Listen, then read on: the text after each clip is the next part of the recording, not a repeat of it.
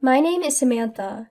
It's been 4 years since I graduated from vet school, and now I'm a 28-year-old working at a dog specialist clinic. Currently, I live alone near the clinic to manage the night shift, but my 6-year older brother and my 2-year younger brother visit me on their way to and from work, and on holidays bringing me home-cooked meals from our mother. Considering I'm not too skilled in the kitchen, I'm truly grateful. The other day, my brother Mark swung by after work. "Hey, you about to finish your shift? I have something to discuss, so how about grabbing dinner together?" he said.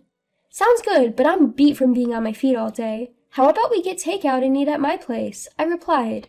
Fair enough. Then lend me your keys. I'll pick up something from the food court at the mall nearby, he said. Okay, and sorry if it's a bit messy in there. Haha. It was odd for Mark to have something to discuss with me. Unlike my younger brother, who comes to me for advice on everything from love stories to money troubles, Mark isn't usually the one initiating serious conversations. And he's not the type to complain about his job either, so I was a bit on edge, as I headed home wondering what it could be about. Listen, I understand you're busy with work, but you need to clean up a bit more regularly. You can't even invite a boyfriend over with the place looking like this, haha. Mark chuckled. Hey, mind your own business. I've been working a lot of night shifts recently. By the time I get home and wake up, it's nearly evening. Between catching up on household chores and going back to work, it becomes too late to start vacuuming. If it comes down to cleaning or doing laundry, laundry wins, I retorted. Well, at least take out the trash more often, haha, he replied. Alright. So, was your big talk just to lecture me on my lifestyle? I asked. No, actually. There's a potential marriage proposal on the table, he said. What? Marriage? Who's getting married? I exclaimed.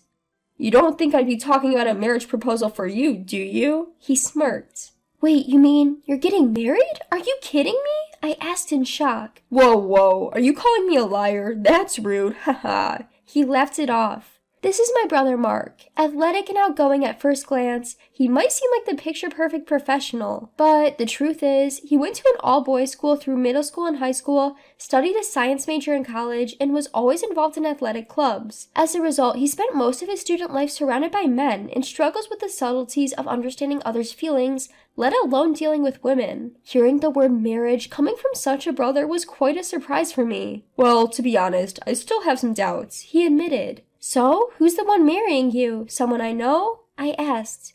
Well, you might know her or might not, he mused. Seriously, who is it? I inquired. It's Professor Smith's daughter, the professor who supervised you. Her name is Sarah. I think you both graduated from the same university, but you might not be familiar with her since you were in different departments, he revealed. What? No way! I let out a shrill scream that seemed to come from the top of my head, and for good reason. If my memory serves me correctly, my brother's bride-to-be is a woman who could be described as my nemesis. The university I graduated from is a massive private university with numerous departments and a large number of students. My department, veterinary medicine, was located far from the main campus, so most students graduate with little interaction with students from other departments. However, I joined a board game club that I had loved since I was a child. As a result, I was blessed with friends and seniors from various departments. But the one who threatened the joy out of our harmonious club activities was none other than Sarah, a member of the club next door to ours. Sarah, the daughter of a professor at our university, was a standout beauty even among the in-house students. She was the kind of female student who was always surrounded by admirers in event-based clubs. But when her club was suspended due to activities against the university's regulations, Sarah, with too much time on her hands, temporarily joined our club. Initially, we were perplexed, but we accepted her, hoping to introduce her to the charm of board games. But Sarah's objective was not board games, of course. She was there to stir up the club, quite literally. One couple that fell victim to her was my best friend Linda and Jack. Linda and Jack were an official couple since high school and enrolled in the same architecture department. They had a dream of owning an architecture firm together in the future. However, Jack fell easily before Sarah's tricks. On our way back from a trip with other female friends, when Linda and I stopped by Jack's apartment to deliver souvenirs, we ran into Sarah wearing his shirt from inside his room. What is this? Why is Sarah here? Well, this is... Don't dodge my question, answer me. And Sarah, you answer too. Why are you doing this? Hey, don't make a scene. You're being a nuisance to the neighbors, you know. Haha. Besides, I had no idea he had a girlfriend. Ha ha ha. So you're saying you were behind Linda and the others breaking up, weren't you? Is that true? Does that mean you've done this with Bob and Mark too? Cause trouble? That's a mean way to put it, ha ha ha. I just thought that he wouldn't break up with his girlfriend over a meal or two. If he likes me that much, well, I can't help it, can I? Ha ha ha. As an excuse, it's a pretty terrible one. Jack, what about this woman do you like so much that you betrayed Linda? Wait, Sarah, you're joking, right? You're serious about me, not like with Bob and Mark, right? Tell me that's right. What? Serious? Me with you? That's obviously impossible, ha ha ha. No way. Just think about it. Do you really think a man like you, out of nowhere, could be a match for me? You touched a star for a moment, so you should cherish that as a lifetime memory. Oh, but maybe you used up your lifetime's luck. Ha ha ha. As Jack crumbled, Sarah quickly changed her clothes and came over to where Linda and I were standing with grim faces at the entrance. Then, pushing crying Jack towards us, she said, this is just too much trouble. Here, take him back, will ya? Ha ha. Besides, I don't remember making him mine. Ha ha ha. Stunned by her words, we watched as she added, I'd be bothered if he kept acting like a boyfriend, so it might be better if you just take him back. You two should get back together. Recycle? Reuse? Whatever you want, haha, before she walked away toward the main street. After that, I dragged Linda to our apartment, and we took turns staying over until her emotions settled. In the end, Linda and Jack broke up, and Jack dropped out of university. In the end, the group was filled with people who had been messed with by Sarah and became ex-couples with a similar history, leading to an awkward atmosphere and members quitting one after another, causing the club to collapse. Frankly, I have nothing but memories of the latter half of my fun college days being ruined by Sarah. It was quite a shock when the topic of marriage between Sarah and my brother came up.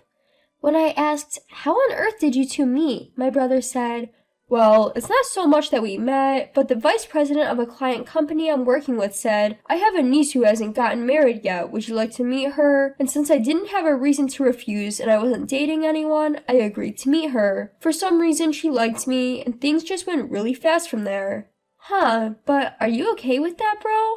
I think marriage is a pretty big decision. Honestly, I don't really care either way, haha, he said rather casually. Actually, my brother Mark has a somewhat careless, hands-off attitude when it comes to important decisions, even though he doesn't appear to take them seriously. And when he realizes the consequences of his decisions aren't good for him, he has no problem cutting his losses and moving on without any shame. He hardly ever considers how much trouble he causes to those around him. It's really unbearable for those who get caught up in his mess. But if you think about it, as long as there's no malice involved, it's only slightly better than Sarah, who is just as irresponsible in her own way. At this point, it might be wise to leave them alone unless the sparks fall on us. Huh? Did you say something? Nope, it's nothing.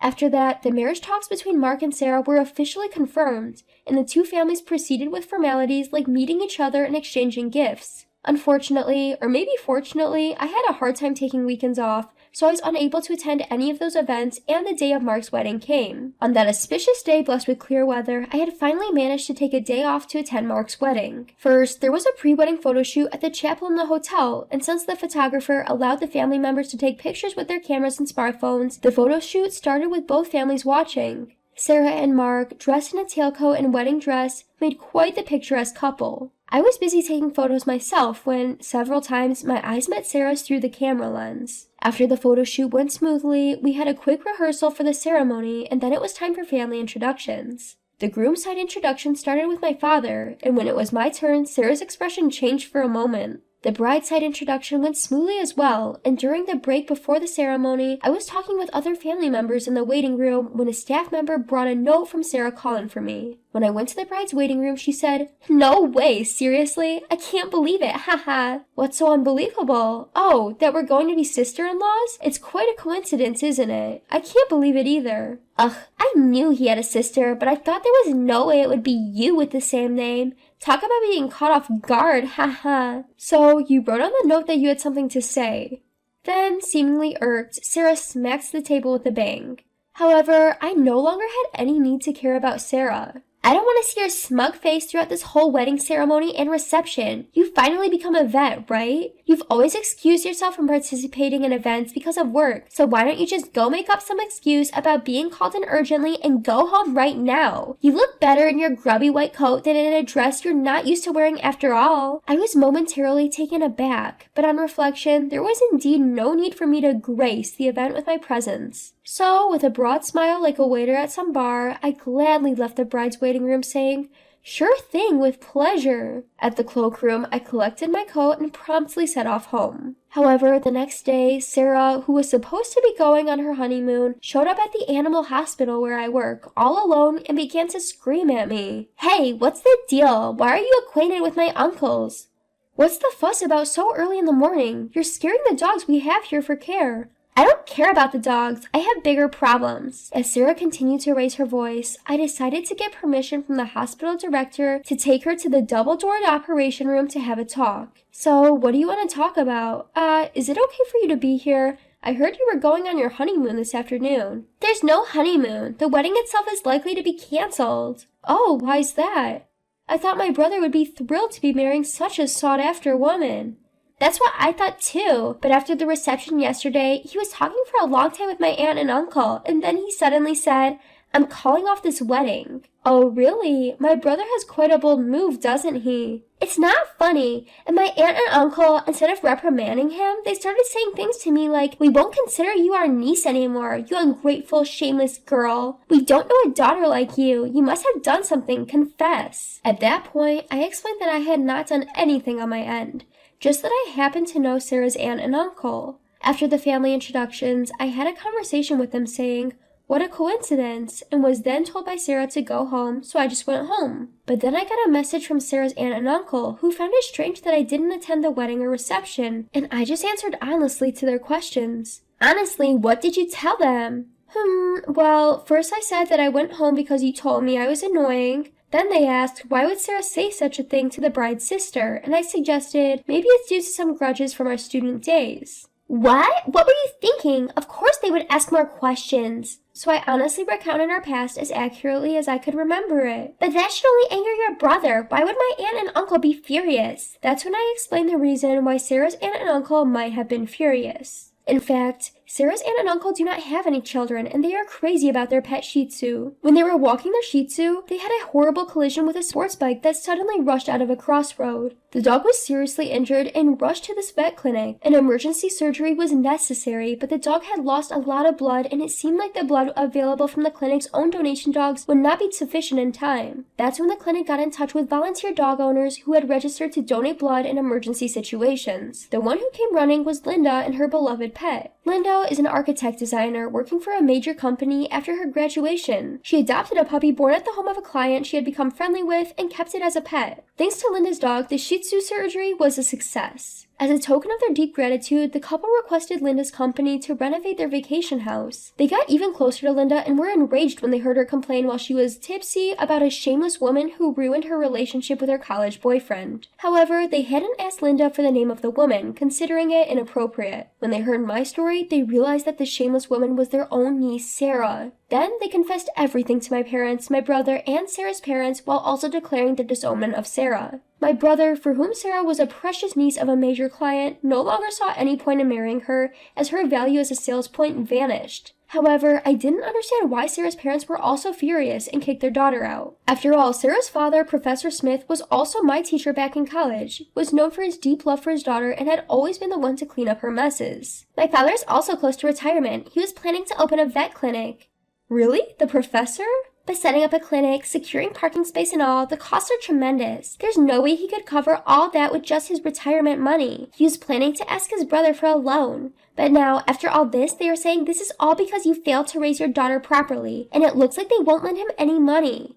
That's why they are all cutting ties with me. It seems like it's too late for them to realize their mistake though, ha. Stop joking around and help me out. I don't think I can do anything about this. Please, I'll do anything. I'll even kneel down. I don't know how much your kneeling is worth, but I really don't need that, huh? Even after that, she kept begging me tearfully, but in the end, the clinic's director had to call the cops to stop her from causing a disturbance. Reluctantly, she left. When Sarah realized she couldn't persuade me, she ran to my brother, Mark, and to her aunt and uncle, begging them while crying.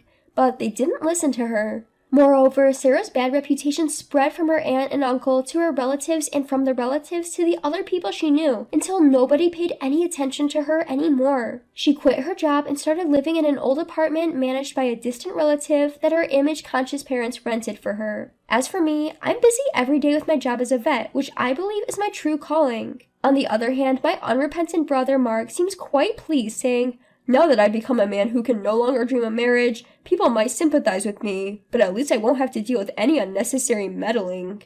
Our parents seem to have a headache with their children, including my younger brother, who don't seem to have any prospects for romantic relationships, but they believe that everything happens for a reason. So, they decide to take it easy and not rush things.